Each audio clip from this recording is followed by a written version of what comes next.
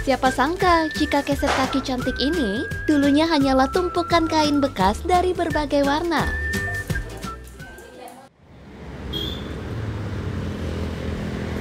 Di Galeri Ikatan Pemulung Indonesia yang berlokasi di Karyatani, Medan Johor ini, para ibu mengubah kain bekas menjadi keset kaki cantik dan memiliki nilai jual. Pembuatan keset kaki sudah berlangsung selama 3 bulan. Ada lebih kurang 50 ibu rumah tangga anggota Ikatan Pemulung Indonesia yang terlibat dalam pembuatan keset kaki. Di antara tanggung jawab mengurus rumah tangga yang mempunyai banyak pekerjaan, para ibu tidak berhenti berkreativitas. Dalam sehari, ibu-ibu di galeri ini bisa menghasilkan 2 hingga 3 keset kaki dengan berbagai ukuran dan bisa meraup untung jutaan rupiah per bulan.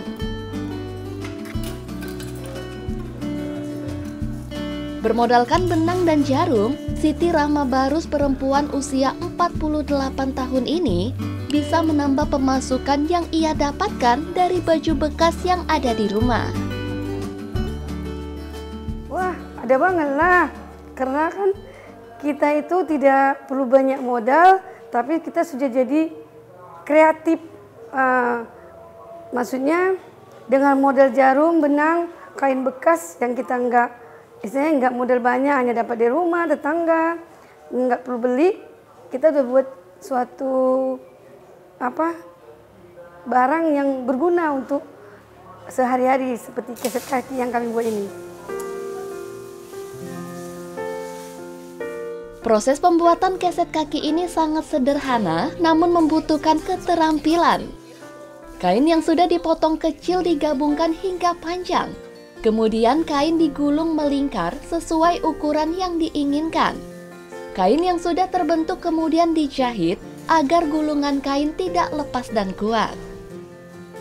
Rohani, ibu rumah tangga yang sehari-harinya bekerja sebagai pengemudi ojek online ini, mengaku senang dengan adanya kegiatan di galeri ini.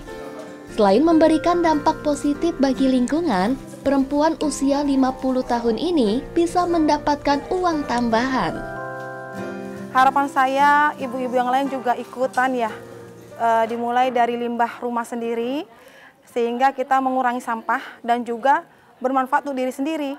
Nah, kalau biasanya kalau ibu-ibu yang kreatif ya, dia bisa ya kayak saya lah, bisa menghasilkan uang gitu. Harapan saya seperti itu. Dan saya juga berharap yang lain, ibu-ibu yang lain yuk, kita benahi limbah kita jadikan uang. Selain melalui media sosial, penjualan keset biasanya dititip ke warung dengan harga mulai dari 10 sampai 15 ribu rupiah. Sembari menjaga lingkungan sekitar, para ibu telah terbukti bisa memanfaatkan limbah untuk keperluan sehari-hari dan menghasilkan cuan. Kak Jambi mau tempayan? Cakep! Di atas tempayan taruh bros. Cakep! Ini kita nyambi bukan sembarang nyambi. Cakep! Jambi menghasilkan cuan, Mas.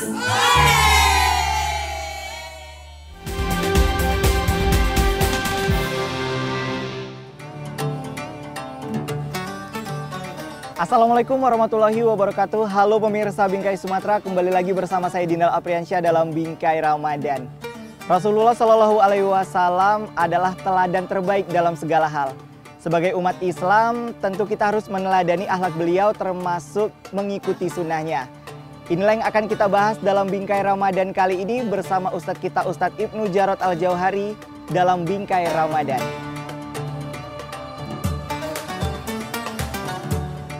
Nah pemirsa, saat ini saya sudah bersama dengan Ujah. Langsung aja kita bahas tema Bingkai Ramadan hari ini bersama dengan Ujah.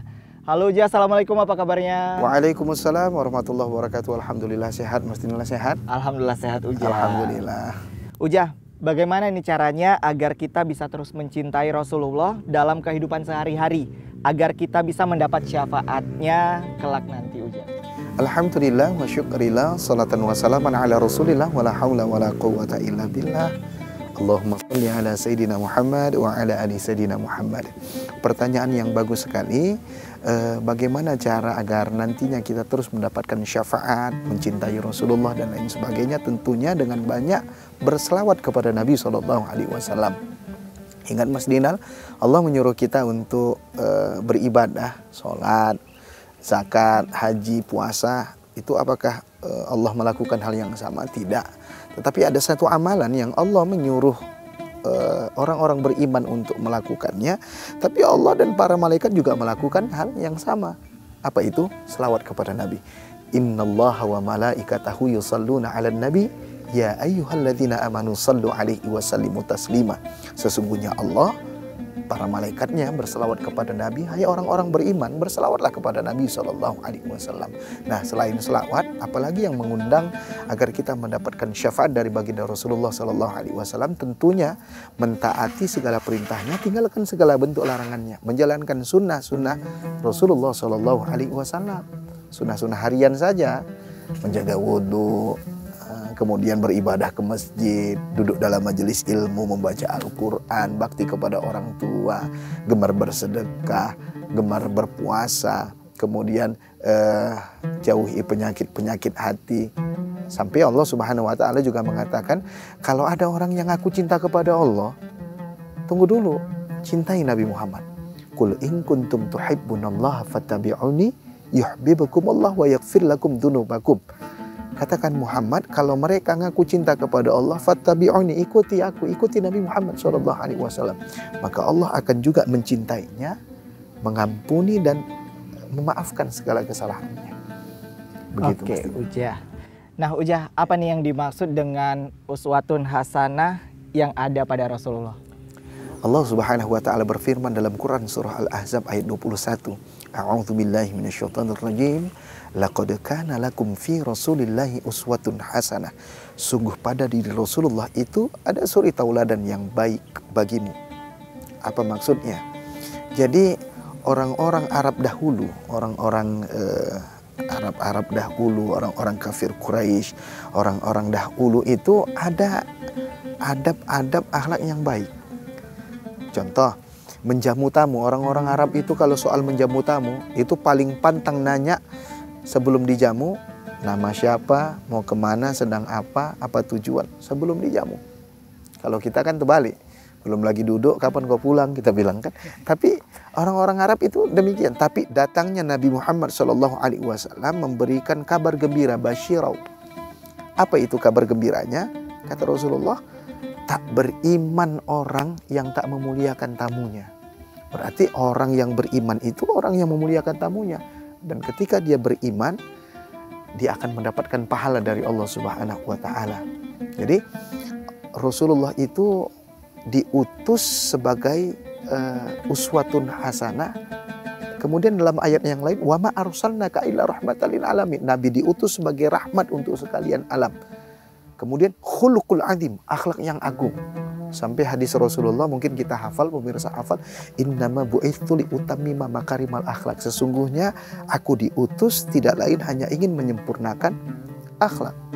Sampai ada sebuah keyword kata-kata menarik nih. Ini bawa sampai mati, wariskan ke anak cucu. Kalau hari ini kau dibenci karena kebenaran itu anugerah, kalau hari ini kau dibenci karena akhlak, maaf itu musibah. Nabi Muhammad dibenci bukan karena akhlak. Nabi belum dapat wahyu, tapi ingat Nabi sudah dapat gelar Al-Amin. Orang yang dapat dipercaya, akhlaknya mulia. Tapi Nabi Muhammad dibenci setelah mendakwahkan kebenaran. Nabi dibenci sama orang-orang yang tak suka kepada dirinya.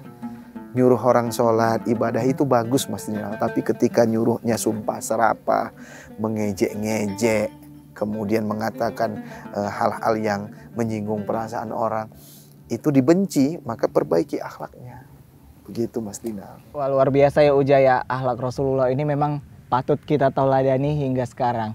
Terus Ujah bisa dikasih arahan ataupun contoh kepada para pemirsa tentang amalan-amalan apa saja yang bisa diterapkan di zaman sekarang Ujah?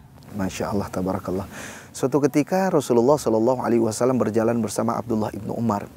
Anak Abdullah ibnu Umar annahu qala, dari Abdullah ibnu Umar sesungguhnya dia telah mengatakan, kuntu ma'a Rasulillah sallallahu alaihi wasallam, ketika aku bersama dengan Rasulullah sallallahu alaihi wasallam, faja'ahu rajulun, datanglah seorang laki-laki, fasalama 'alan nabi, kemudian dia ucapkan salam kepada Nabi.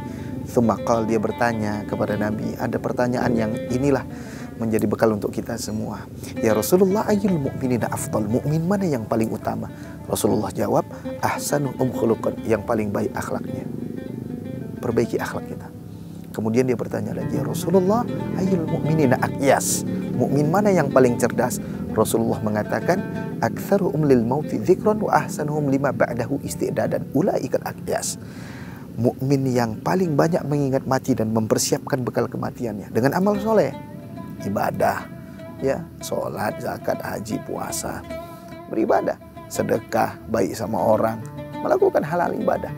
Ulaikal aqyas, mereka itulah orang-orang yang cerdas. Maka banyaklah berselawat kepada Nabi, kemudian bacalah sirah-sirah nabawiyah, kemudian ikuti akhlak Nabi SAW, baik kepada siapapun dimanapun. Itulah yang dibutuhkan hari ini dan bisa kita jadikan amalan dalam kehidupan kita sehari-hari. Wallahu a'lam. Oke, luar biasa ya Uja ya. Pemirsa, demikian tadi bincang-bincang kita bersama Uja dalam Bingkai Ramadan hari ini. Semoga apa yang disampaikan bisa bermanfaat bagi kita semua. Selamat menjalankan ibadah puasa. Wassalamualaikum warahmatullahi wabarakatuh. Waalaikumsalam.